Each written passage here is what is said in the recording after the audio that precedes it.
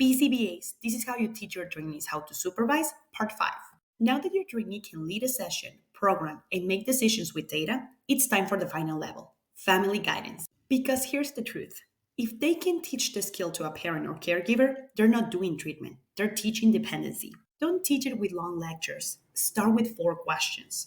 1. Do they explain simple, not jargon? Can the caregiver repeat back the goal in their own words?